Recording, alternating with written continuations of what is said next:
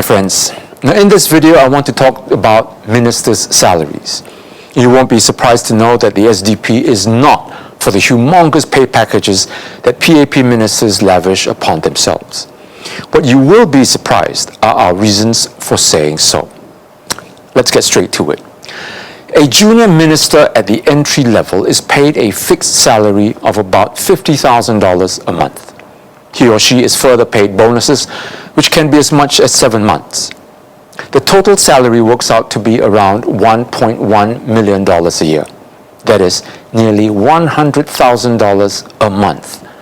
Let me ask you, how long do you have to work to reach $100,000? Now, part of the bonus is based on these 4 factors. 1, real GDP growth rate. 2, the real median income growth rate of Singaporeans. 3, unemployment rate. 4, the real growth rate of the lowest 20 percentile income of Singaporeans. Now let's start with the real GDP growth. GDP stands for Gross Domestic Product. In very simple terms, what a country produces, buys, and sells over a period all gets added up, and the total makes up the GDP. So, the more buying and selling we do, the greater the GDP. But not all GDP growth is good, and I'll tell you why. Take, for instance, a couple going through a bitter divorce, and the husband and wife both engage expensive lawyers, sell their house, and fight over the custody of the children. The process contributes to GDP growth. But if you take into account the stress and psychological harm caused to everyone involved, especially the children, you have to ask if this type of growth is good. Then take a father who comes home from work and spends time with his children, cooks for them, reads to them, and rather than go out with his friends or spends more hours driving Grab to earn more money. Now, by staying home, he contributes very little to the GDP. But is this necessarily bad? Similarly, when the PAP brings in tons of foreigners and thereby increases GDP growth, is that good? Of course not. It does little to stimulate labor productivity. It drives up our cost of living, including HDB prices. It causes environmental degradation when more and more forests are raised to build BTO flats. It makes an overcrowded city even more stressful for the population. It attracts criminal activity through money laundering, etc. Is any of this quality GDP growth?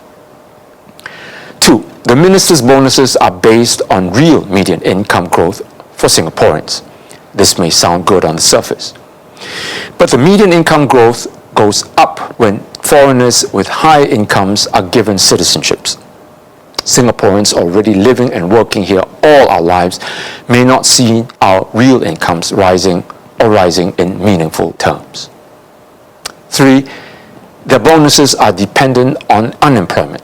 The smaller the unemployment rate, the better the situation for all. But it is not unemployment that we're concerned about, but rather underemployment that is the problem.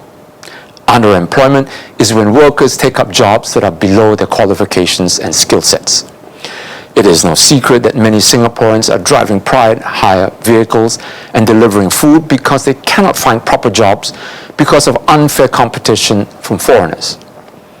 These Singaporeans are not considered unemployed, but they are underemployed. The 4th and last factor is the pegging of bonuses to the lowest 20th percentile of income earners. Here's the problem. Ministers who need to be incentivized to do what is their fundamental duty are not good leaders. Taking care of the weakest and most vulnerable among us must be a government's most basic and sacred duty, not something that we should have to incentivize them to do. And what about corruption?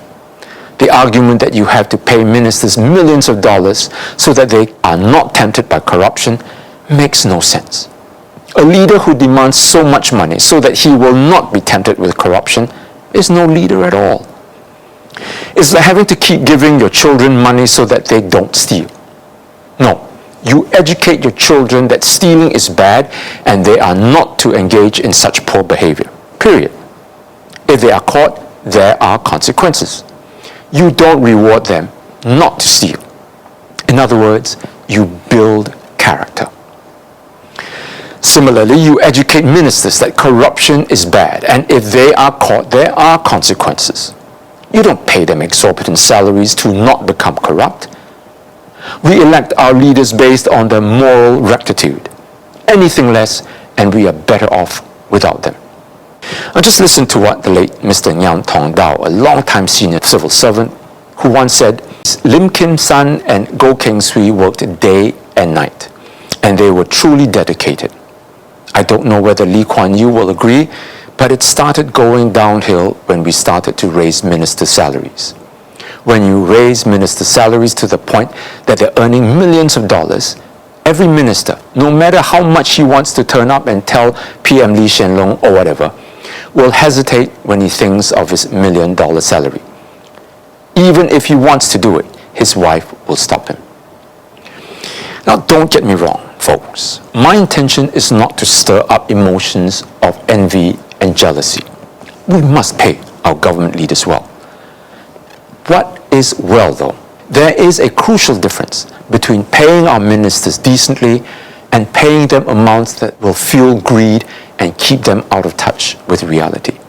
So out of touch that they think that stall rental does not affect hawker prices, that it is okay for them to rent luxurious government bungalows while citizens live in tiny flats, that our flat prices are affordable when resale prices are now more than $1 million, and that they are exceptional leaders when they've in fact produced only mediocre results. As long as our ministers live in another world detached from ours, our problems are not going to go away. I hope that by this analysis and by presenting to you reasoned arguments, you can see the problems confronting our nation. Singaporeans must exercise critical thought and see for themselves that our ministers' salaries and their pay formula is not working in our interests. We must reform and control their salaries. Now I'll leave you with an age-old wisdom. The love of money, the blindness of greed caused by money, is the root of all evil. I'll see you again.